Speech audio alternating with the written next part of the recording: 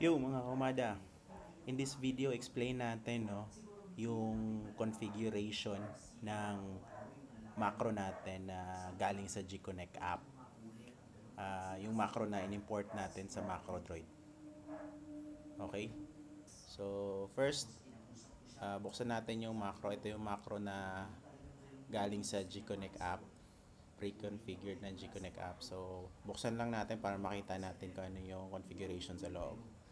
So, ito yon. So, yung macro pala is meron siyang apat na parang components, no? Meron siyang triggers, actions, constraints, saka local variables.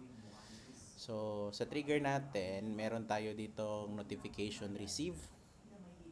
Pag may na-receive siyang notification, mati-trigger siya at may corresponding action yun.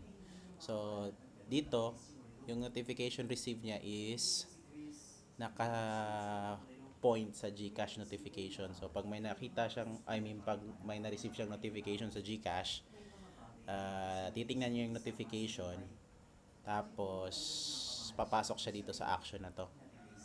So, eto namang notification na to is gagana lang siya only kung yung notification type niya is, tingnan natin yung notification na ayan, nakaset siya sa GCash. Ayan. At yung message dapat, yung notification dapat is eto, you have received money in GCash. Yung exact na message na yan, kapag ganyan yung na-receive niya na notification, automatic, pupunta siya dito sa second component which is yung action. Gagawin niya tong action na to. So, ano yung gagawin niyang action? Pa naka-receive siya ng notification na ganun from GCash. So, ito. Explain lang natin kung ano dito na sa first action. So, yan nga. May F statement dito. Sabi, pag may na-receive siyang notification from GCash na you have received money, una niyang gagawin dito, itong first na step is magno-notify siya, no? Speak text yung tawag dito, pero sasabihin niya to, itong sentence to, new GCash Wi-Fi voucher request received. So, yeah, pwede nating i-test. New GCash Wi-Fi voucher request received. Second step, yung notification na yun is isi-save niya sa variable na MSXG. O, kunin niya yung, babasahin niya, isi-save niya yung kung ano man yung laman ng notification, isi-save niya dito. Tapos, next step, ima-manipulate niya kung ano yung laman ng notification. Titingnan niya doon ang number ng sender, isi-save niya. Tapos, next, meron ulit F statement, no? Titingnan niya kung yung notification na yun may laman ba na receive PHP 5. So, pagka merong ganong laman, automatic, kukuha siya ngayon ng voucher. Doon din sa 5 voucher. Kasi may storage tayo dito ng voucher sa local variables. Ito, put 5 voucher here. So, kukuha siya doon. Yung pinakaunang voucher yung kukunin niya. Ito yung step na yun. Kukuha siya ng voucher. Pag 5 yung makita niya, 5 din yung kukunin niya. Tapos itong next is yung nakuha niyang voucher, papalitan niya ng asterisk. So, instead na, let's say, ito yung voucher natin, no? Meron tayong 1, 2, 3, 4, 5, 6, 7, 8, 9, 0. So, kapag na nagamit na to or na-issue na tong voucher na to, papalitan niya ngayon ng asterisk, 3 asterisk. Ganyan yung mangyayari. So, ang gagawin ng macro or ng yung macro na to, ang gagawin niya kapag asterisk na yan, bababa na yan dito. Ito namang pangalawa yung kukunin niya. Let's say may ano dyan. So, yan naman yung in-next niya. Pag may na-receive ulit siyang notification, yan naman yung kukunin niya. Susunod. Yun yung behavior. So, next is, next step, wait 1 second. So, literal na wait 1 second lang yan. Ibig sabihin yan. Tapos, yung pinaka-last na step is, yun nga, nakuha niya na yung voucher, isi-send niya ngayon via SMS sa text dun sa sender. So, tingnan natin kung ano yung message. Ayan. So, ito yung number ng sender or ng client, welcome note, amount ng voucher, yung code ng voucher, time, tsaka yung ilang device yung pwede or ilang user. So naka-variable format lang yan, kaya ganyan yung itsura. Pero ito yung actual itsura niya kapag na-send na siya.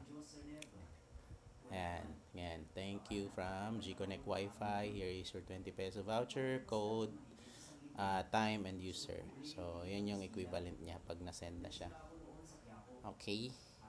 So, the rest naman is else if na lang yan eh. Parehas na yan. Nagkakatalo na lang sa amount pero same logic. So, yan sa akin. 10 hanggang ano yan.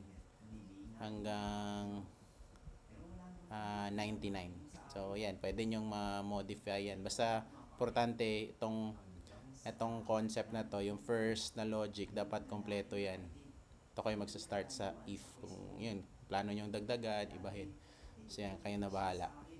Okay? So, yun yung gagawin ng first trigger. Yun yung action ng first trigger. Pag may na-receive na notification from GCash na nagsasabing you have received money in GCash. Yun yung gagawin niya. Second, dalawa yung trigger natin. Meron tayong isang trigger dito. Ito yung webhook URL. Para saan naman tong webhook URL? So, yung webhook URL, ito yung nung initial na nag-configure tayo sa Gconnect app, pag kinlik natin yung extract plus sync, ito yung mati-trigger. Ang ginagawa niya, ito rin yung pangalawang action yung i-execute niya. So, ang gagawin niya is ilo-load niya lahat ng voucher galing sa G Drive. Ilo-load niya dito sa MacroDroid per amount. So, ito, meron 5, 10, 15, 20.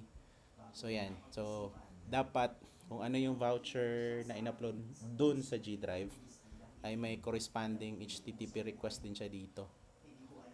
So, yan. Sa akin, 5, 10, 15 hanggang 99 yung sa akin. So, kung meron kayong ibang amount, dapat may adding kayo dito. Tapos, dapat may corresponding na voucher text file din yan dun sa Gconnect app natin. Yan. So, try natin, no? Ito, 5 lang yung in-enable ko. Try natin. Ayan, check natin yung 5 lang, 5. Ayan, try natin lang. Ayan, 5, empty. Tapos, execute natin yung extract plus sync.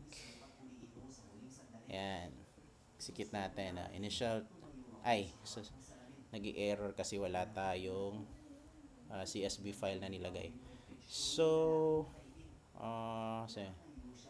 balikan lang natin, kunin lang natin. So, dapat na merong laman tong raw CSV file. And paste lang natin. Yan. Close ko lang. So, run natin ulit. Yan, initial. Ayun. I-upload siya i-upload niya yung mga voucher. Sa demo na to, 5 lang yung papaganahin natin. Pero, nandun na kasi lahat, kaya, yan.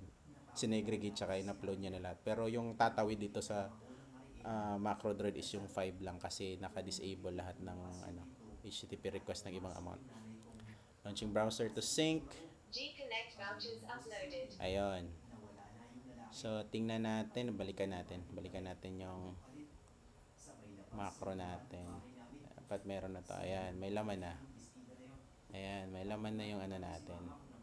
5. Ayan, yung iba walang laman kasi hindi natin in-enable eh.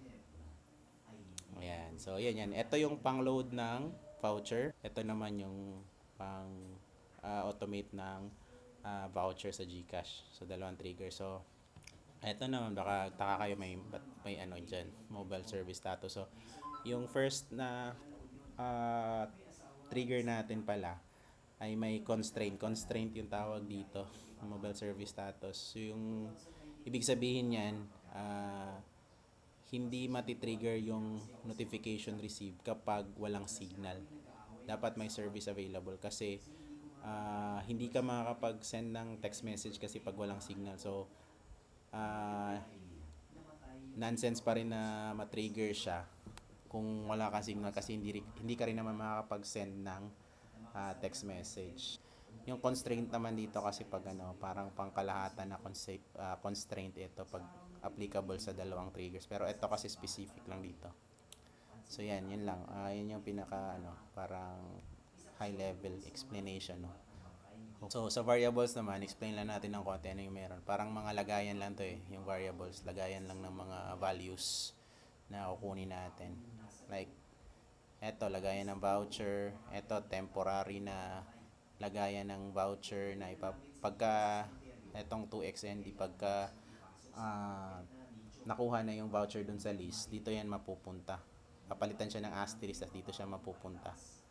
Tapos saka siya ipapadala dun sa client, customer natin. Ito naman, ito yung mga dictionary. Dito natin kinukuha yung yung sa SMS message natin ng mga values. So ito yung pinaka reference niya. Pag ito yung ginawa mo reference, ito yung magdi-display.